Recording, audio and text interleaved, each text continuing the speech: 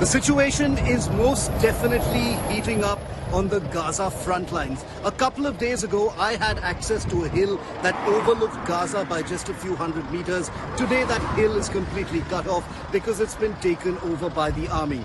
All access points are difficult to access. This particular stretch of highway still overlooks Gaza, and that's Gaza in the background just a few hundred meters behind me. It's become a situation that is precarious.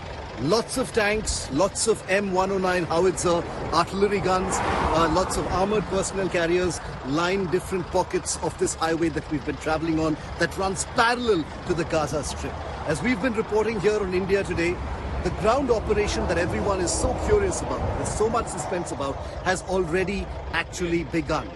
Commandos, as we speak, are inside Gaza conducting covert operations and assassination operations of Hamas operatives. But the big question is, when will there be a large-scale invasion, if any, of Gaza? Now, our information is that things are going to be much more calibrated than the two occasions in the past when Israel has invaded Gaza. Once in 2009 and then again in 2014. As per our understanding, after speaking with many experts, both serving and retired in the Israeli Defense Forces, this time everything has changed. All calculations have gone out of the window.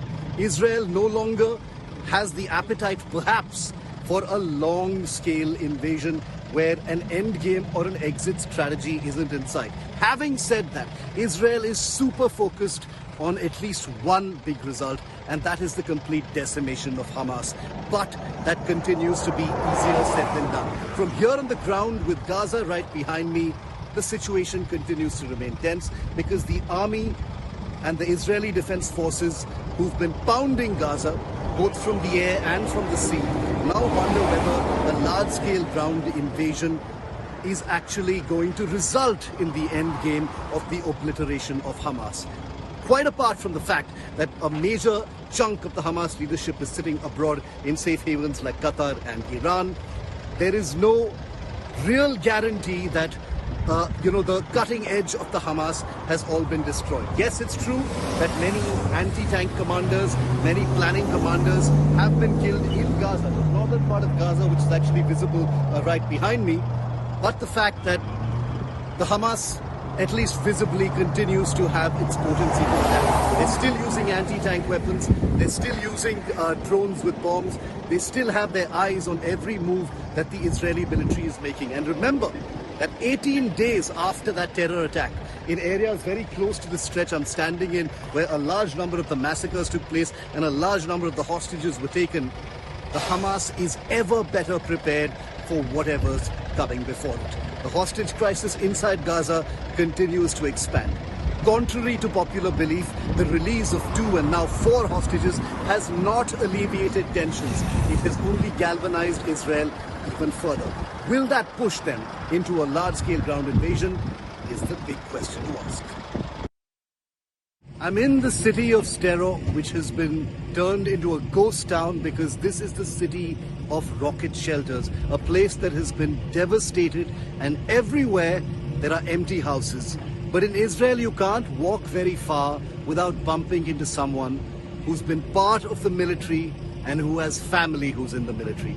I'm joined now by this gentleman who's with me here in Sderot, who's not only been a part of the Israel army, but you have 2 sons, I have 2 sons in the Israel army. Tell me about that, sir. I have 2 boys. They are basically in normal life.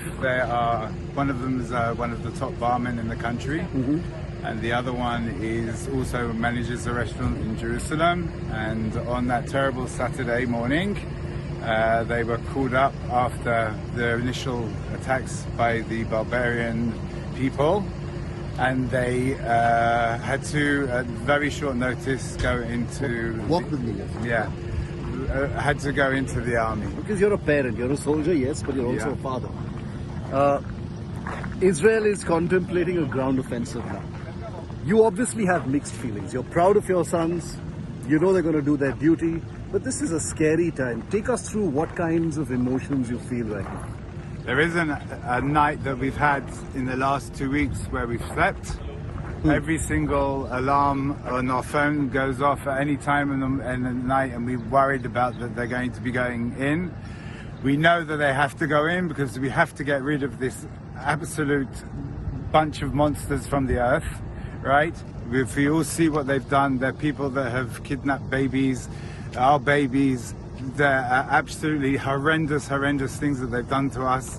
And yes, there's definitely mixed feelings because you don't want your children to get hurt, but we have to finish this for the world.